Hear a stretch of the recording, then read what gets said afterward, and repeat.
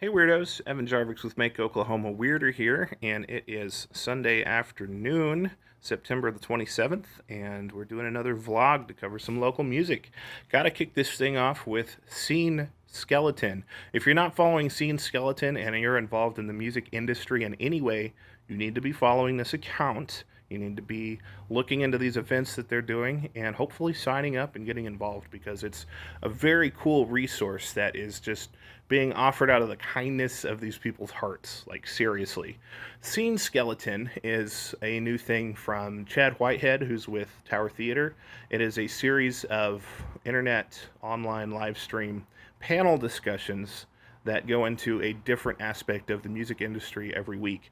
And it starts this week, September the 30th, Wednesday at 7:30, and it's going to recur every Wednesday at 7:30 from here on out. There are 8 episodes scheduled so far.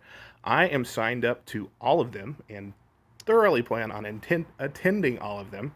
And it is completely free. You just, it helps if you sign up with a ticket, get a reservation on the website. There's links all over. If you follow Scene Skeleton, they've got a really nice link tree set up, but it's all going to go through the Tower Theater website.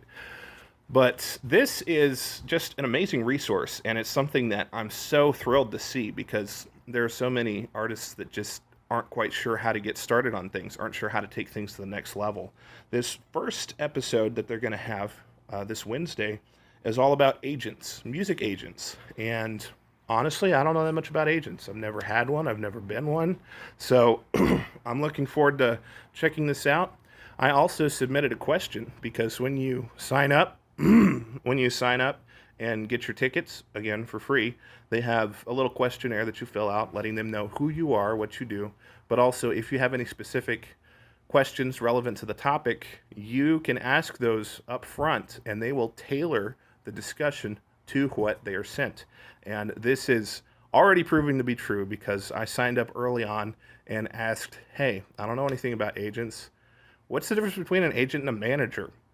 I don't really even know. Like, that's not my area of expertise. And sure enough, a recent post from them said, here's some things we're going to be discussing.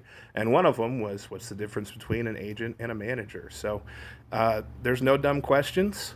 And, you know, they're not going to, hopefully, they're not going to like say, hey, this is a question from so-and-so and, you know, call you out in any way. Like, that's not what this is about at all.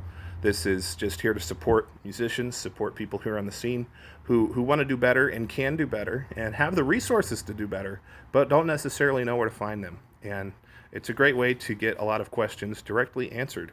So, Scene Skeleton, first episode's going to be this Wednesday at 7:30 p.m. Central. I will be there, and I hope you will be there as well. Moving on, we have a head-to-head event live stream, rap battle of some sorts, with Trip G and Deezy coming up tomorrow night. This is going to happen at 8:30 tomorrow. Again, this is going to be on Monday. I'm recording this on Sunday, so you might be seeing this a little bit late. It may be tonight if you're watching on Monday. Tune in to Hold Up Baby. Hold Up Baby is going to be offering the live stream of this event, and check out their page anyway. Look at their Instagram account because the rollout leading up to this is really fun. Deezy and Trip G are clearly, you know, homies in the scene. They're clearly friends because, you know, they did a track together not too long ago. It was called Watch This, and each one of them had a verse. It was tight, it was good, and they did a joint release, and here they are going head to head and pulling no punches because when it comes to hip hop, sometimes you got to do it to them. And so they've been roasting each other back and forth for the past month, and it's been really fun to see. If you don't know about Deezy and Trip G, you haven't been paying much attention to Oklahoma City hip hop because they're pretty big figures here. But I wrote about Deezy earlier this year. He did a visual album called Aporia. It's an EP that you can watch on YouTube. I did a full in-depth review on that you can read on the Make Oklahoma Weirder blog. Trip G I haven't talked about, so I really should do that because dude has put out like 3 albums this year, and he's been written about in the Gazette, which doesn't really mean anything anymore. I don't know if you've picked up a Gazette recently, but you should do it just to see what it is now. It's bi-weekly, and there's absolutely like no music coverage in there anymore. So, but at one time, it meant something. So, Trip G is like a big figure. He has his Trip G and Friends show that he does at the Queen's Lounge every so often, which is over by the Queen of Sheba restaurant, if you're familiar with that area. Over on MacArthur and 23rd, they have a really cool lounge there. I've been there. It's really nice and really intimate too. It's a really great way to kind of get up close and personal with some of your artists. It some of it even reminds me a bit of the stuff they have going on at the Hubbly Bubbly Hookah Lounge. It's obviously a different flavor, but it's really cool to see stuff like this. Anyway, getting off track, I just want to make sure that I do talk about Trip G because he is hustling and he's been doing a lot. And his latest album, Dawn, is really good if you really like the sort of triplet flow and modern trap style beats that are prevalent in hip hop right now. He does that really well. Not all of his lyrics are necessarily for me, which, not to say that they are terrible. I think he's really tight, and I think he raps really well, and I think what he does is really good. I just don't like to hear a whole lot about bitches in my raps, but that's just me. That's just a personal taste. Even so, I still have a track stuck in my head to this day from his prior release, which was called Tripwire. He had a track called Lit is still stuck in my head. So, he's definitely doing something right. So, Trip G, Deezy going head to head tomorrow night or tonight if you're watching on Monday. And that is going to happen at 8:30 p.m. on Hold Up Baby. So be sure to tune in to all of that good stuff. It's going to be a lot of fun.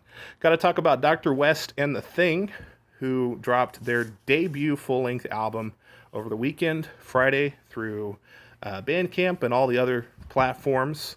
This is a project that is on the Outpost 31 Studios label, which is a recent upstart from the past couple of years that has a number of bands and artists, both from the Oklahoma City area and around the nation. They have a pretty unique and specific, I wouldn't say it's necessarily a kind of music.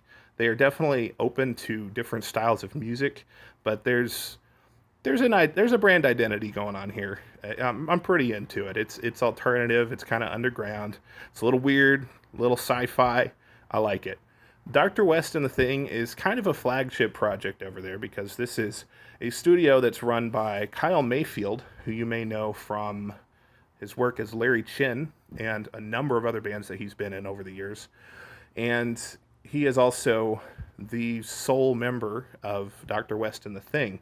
All of this was recorded, performed, written solely by him, and it sounds like an awesome, really tight, full band. You can tell he spent a lot of time on this, really got the engineering right.